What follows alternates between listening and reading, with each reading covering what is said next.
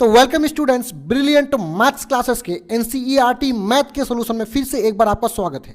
इस वीडियो में हम लोग प्रश्नावली 7.1 के ठीक पहले जो उदाहरण 5 है उसी को सॉल्व करेंगे। आगे भी इस तरह के वीडियोस को देखने के लिए चैनल को सब्सक्राइब कर बेल आइकन को जरूर दबा लें।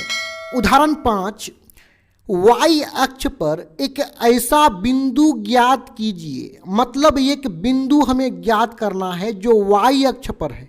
आगे कंडीशन क्या है उसको देखिए। जो बिंदुओं A और B से समदूरस्थ हो, मतलब ये जो बिंदु है ये y अक्ष पर है, दूसरा ये जो बिंदु है ये समदूरस्थ है। ये किस किस से समदूरस्थ है? A और B से समदूरस्थ है। तो सबसे पहले हम लोग क्या करेंगे, ये जो बिंदु है y अक्ष पर इसको हम लोग P मान लेंगे। तो उसी चीज को यहाँ पे सिंपल सा लिखेंगे कि माना कि y अक्ष पर समदूरस्थ बिंदु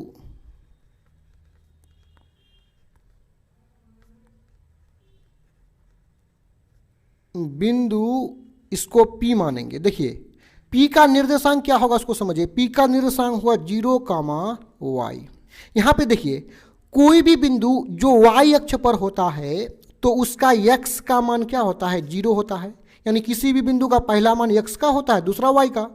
तो y अक्ष वाले बिंदु का x निर्देशांक 0 होता है और y का मान कुछ ना कुछ होता है, लेकिन y का मान अभी हमें यहाँ पता है नहीं है, इसलिए दूसरा मान को हम लोग y मान लिए। हमें यहाँ पे बिंदु P को ज्ञात करना है, यानी बिंदु P के दोनों निर्देशांक को ज्ञात करना है। तो यहाँ x का मान 0 दिया हुआ है और केवल हमें यहाँ पे y का ही मान निकालना है। और ये दोनों जो a और b है इसको भी उतार लेते हैं। तो सिंपल सा लिखेंगे दिया है, यानी पहला मान a बराबर कितना दिया हुआ है? 6, 5 और दूसरा जो है b का मान है -4, 3। अब यहां पे आप एक बात समझिए कि ये जो बिंदु P है ये समदूरस्थ है। तो सबसे पहले हम लोग यहाँ पे ये समझिए कि समदूरस्थ बिंदु को यहाँ पे कैसे हम दर्शाएंगे और दूसरा समदूरस्थ बिंदु के क्या शर्त होता है। तो समदूरस्थ बिंदु P को दर्शाने के लिए यहाँ पे सबसे पहले एक रेखा खींच लेते हैं। देखिए ये रेखा खींचने के बाद समदूरस्थ बिंदु कौन है? P है। और ये किस किस से समदूरस्थ है? A और B से समदूरस्थ है। तो इस A को इस छोर में लिख लेंगे और दूसरा बिंदु B को यहां पे लिखेंगे। अब यहां पे जो बिंदु P है ये A और B से क्या है? समदूरस्थ है। समदूरस्थ का मतलब ये हुआ कि ये बिंदु अब A और B के ठीक बीचों बीच में आएगा, यानी बिंदु P को यहां बीच में लिखेंगे 0, y। समदूरस्थ का मतलब क्या होता है समझिए। सम का मतलब बराबर, दूरस्थ का मतलब होता है दूरी वाला, यानी बराबर दूरी पर जो स्थित होगा जो बिंदु उसी को समदूरस्थ बिंदु कहेंगे।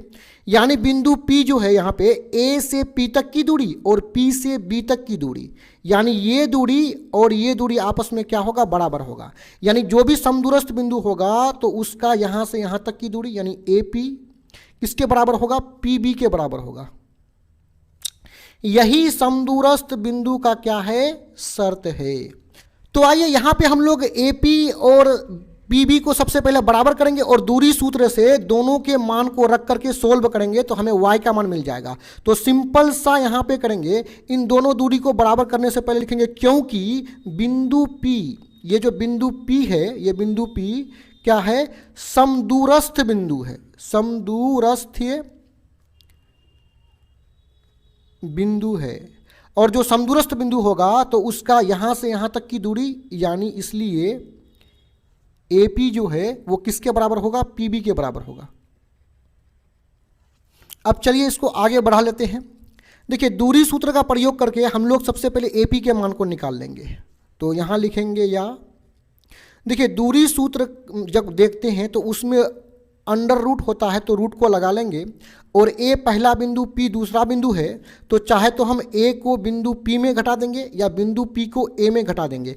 तो यहाँ हम क्या करेंगे कि बिंदु P में A को ला करके घटाएंगे। तो बिंदु B का जो पहला मान है 0, इसमें 6 जा करके घटेगा, यानी पहला मान में इसका पहला मान जाके घटेगा। तो हो जाएगा 0 माइनस कितना 6, ये माइनस यहाँ पे सूत्र वाला होता है, ब्रैकेट लगाएंगे, इस पर होल स्क्वायर कर देंगे, बीच में प्लस लिखेंगे। उसके बाद इसका जो दूसरा मान है y में घटेगा तो यहाँ माइनस करेंगे, p के दूसरा मान में a का दूसरा मान जाके घटेगा, यानी y में ये दूसरा मान 5 जाके घटेगा, ब्रैकेट लगा करके होल स्क्वायर कर देंगे। अब दूसरा देखिए, अब पी बी को भी दूरी सूत्र से निकाल लेंगे, तो P पहला बिंदु, B दूसरा बिंदु है, -4, इसमें जाकर के क्या घटेगा, पहला मान में इसका पहला मान घटेगा, यानी 0 जाकर के घटेगा, उस पर होल स्क्वायर कर देंगे प्लस। इसका जो दूसरा मान है 3, इसमें जब y जाके घटेगा, यानी दूसरा मान में दूसरा मान जाके घटेगा, 3 में जाकर के y घटेगा, इस पर होल स्क्वायर कर देंगे। देखिए यहाँ पे इसको सोल्व करने के लिए बराबर के दोनों तरफ जो ये रूट है इसको हमें क्या करना पड़ेगा, हटाना पड़ेगा, यानी इस वर्गमूल को हटाना पड़ेगा। तो वर्गमूल को हटाने के लिए दोनों तरफ क्या कर देंगे, वर्ग कर देंगे। तो सिंपल सा लिख लेंगे कि दोनों तरफ वर्ग करने पर, दोनों तरफ वर्ग करने पर, तो देखिए जब दोनों तरफ वर्ग करते हैं, यानी ब्रैकेट लगा करके ऐसे पावर 2 लगाएंगे, तो ये पावर 2 और रूट आपस में समाप्त हो जाएगा। यानी डायरेक्ट समझिए, दोनों तरफ जब वर्ग करेंगे तो दोनों तरफ का जो ये वर्गमूल है ये समाप्त हो जाएगा, यानी आगे हम बिना वर्गमूल का लिखेंगे। तो यहाँ पे देखिए 0 - 6 पर क्या हो जाएगा, होल स्क्वायर, बीच में प्लस है, y -5 पर होल स्क्वायर, बराबर करेंगे, इधर भी वर्गमूल खत्म हो जाएगा, तो क्या -4 - 0 पर होल स्क्वायर प्लस 3 - y पर होल स्क्वायर, यानी बिना रूट का लिख लेंगे। अब आइए इसको सॉल्व करते हैं। देखिए 0 - 6 हो जाएगा -6 पर होल स्क्वायर, बीच में क्या है, प्लस है। अब यहाँ पे देखिए y -5 दोनों घटने वाला नहीं है, तो यहाँ हम लोग सूत्र का प्रयोग कर लेंगे। तो यहाँ ये किस रूप में है, ये a - b होल स्क्वायर के रूप में है, यानी a के जगह में y है और b के जगह में क्या है, 5 है। तो इसका सूत्र a स्क्वायर मतलब पहला पर स्क्वायर -2ab, यानी दोनों को गुणा कर देंगे आगे 2 लगा करके, और अंत में प्लस b स्क्वायर। तो आइए इसी का प्रयोग कर लेते हैं। यहाँ पे a स्क्वायर, a के जगह में y है, y पर स्क्वायर -2ab, यानी दोनों को गुना कर देंगे, y गुना 5 प्लस b स्क्वायर, तो b मतलब अंतिम वाला जो 5 है उस पर स्क्वायर कर देंगे, बराबर करेंगे। अब देखिए -4 से -0 जाएगा तो -4 बचेगा, इस पर क्या कर देंगे, होल स्क्वायर कर देंगे। फिर यहाँ सूत्र का प्रयोग होगा, a स्क्वायर मतलब 3 पर स्क्वायर -2ab, तो 3 गुना y हो जाएगा, जगह नहीं है तो नीचे लिख लेते हैं, प्लस y स्क्वायर। आइए इसको ना सोल्व कर लेते हैं।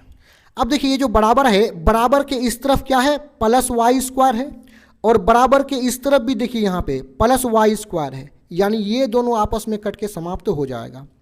अब मेरे पास क्या बचा, 6 पर स्क्वायर मतलब 6 6 36, और जब भी पावर 2 रहता है तो माइनस समाप्त हो जाता है, ये तो कट के समाप्त हो गया है। इसके बाद यहाँ माइनस है, 5 दूने 10 y हो जाएगा, फिर प्लस लिखेंगे, 5 पर पावर 2 मतलब 5 गुना 5, 5 5 6 25 हो जाएगा।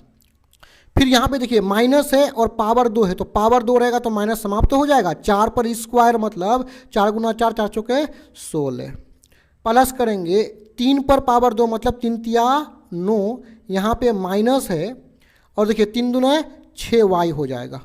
अब चलिए इसको थोड़ा सा आगे बढ़ा लेते हैं। 36 प्लस 25 हो जाएगा 61, और माइनस में क्या है, 10y है, बराबर करेंगे, 16 प्लस 9 हो जाएगा 25, माइनस में कितना हो जाएगा, 6y हो जाएगा। अब सिंपल सा क्या करेंगे, यहाँ 61 लिखेंगे, और यहाँ पे जो माइनस 10y है ना, इसको बराबर के इस तरफ कर देंगे, तो यहाँ लिखेंगे और नहीं लिखेंगे, और इस 25 को बराबर के इस तरफ कर देंगे तो हो जाएगा -25। 25 तो इधर चले आया, इधर क्या बचा, -6y, -10y को इधर करेंगे तो +10y हो जाएगा। आप चाहें तो y वाले पद को इधर भी कर सकते थे और संख्या वाला पद को इधर भी कर सकते हैं, उसमें कोई दिक्कत नहीं। देखिए 61 में से 25 जाएगा तो कितना बचेगा, 36 बचेगा, और आगे बढ़ाएंगे, 10y में से 6y घटेगा तो कितना बचेगा, 4y बचेगा। अब सिंपल सा यहाँ पे क्या हो जाएगा, देखिए y के साथ 4 गुना के रूप में है, इधर आएगा तो 36 के साथ क्या हो जाएगा, भाग लग जाएगा, और बराबर में इधर क्या है, y है, 4 1 कम 4, 9 चौके 36, यानी y को हम इस तरफ कर देंगे और ये जो 9 है ना इसको इस तरफ कर देंगे, यानी पक्षों को अदल बदल कर सकते हैं, उसमें कोई दिक्कत नहीं। तो y बराबर मेरा कितना प्राप्त हुआ है 9। अतः हमें जो बिंदु निकालना था उसको लिख लेंगे कि अतः जो बिंदु P हमें निकालना था, बिंदु P जिसके निर्देशांक को हम लोग 0, y माने थे, वो कितना निकला, यहाँ P लिखेंगे, यहाँ पे 0 है तो 0 लिखेंगे, y का मान 9 निकला है तो y के जगह में 9 लिखेंगे। यही मेरा बिंदु हमें निकालना था जो कि आंसर हो जाएगा। डिस्क्रिप्शन में और भी वीडियोस के लिंक है। वीडियो देखने के लिए धन्यवाद।